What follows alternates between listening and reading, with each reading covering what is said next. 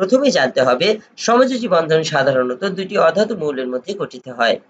এ ধরনের বন্ধনে উভয় পরমাণু এক বা একাধিক ইলেকট্রন জোড় পরস্পরের মধ্যে শেয়ার করে। এই শেয়ারকৃত ইলেকট্রন জোড়ের মাধ্যমেই মূলত সমযোজী বন্ধন গঠিত হয়ে থাকে। এবার ফ্লোরিন অণুর গঠন আলোচনা করা যাক।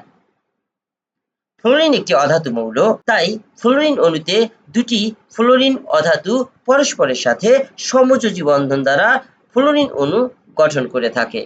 ফ্লোরিন মৌলের ইলেকট্রন বিন্যাস থেকে দেখা যায় মৌলটির সর্বশেষ শক্তি স্তরে 7টি ইলেকট্রন রয়েছে। স্থিতিশীল নিয়ন এর অষ্টক ইলেকট্রন বিন্যাস লাভ করার জন্য প্রতিটি ফ্লোরিন মৌলের আরও একটি করে ইলেকট্রন প্রয়োজন হয়। আরেকটি গুরুত্বপূর্ণ বিষয় হলো, যেহেতু প্রতিটি ফ্লোরিন পরমাণুর একটি করে ইলেকট্রন প্রয়োজন, তাই তারা নিজ নিজ একটি করে ইলেকট্রন পরস্পরের সঙ্গে শেয়ার বা ভাগাভাগি করে একটি যৌথ ইলেকট্রন জোড় গঠন করে। অবশেষে এই যৌথ ইলেকট্রন জোড় উভয় ফ্লোরিন পরমাণুর নিউক্লিয়াস দ্বয়ের মাঝামাঝি অবস্থান করে এবং উভয় পরমাণু দ্বারা সমানভাবে আকৃষ্ট হয়। এরূপ শেয়ারকৃত ইলেকট্রন দ্বারাই দুটি ফ্লোরিন পরমাণুর মধ্যে একটি একক সমযোজী বন্ধন সৃষ্টি হয় এবং ফ্লোরিন অণু গঠিত হয়।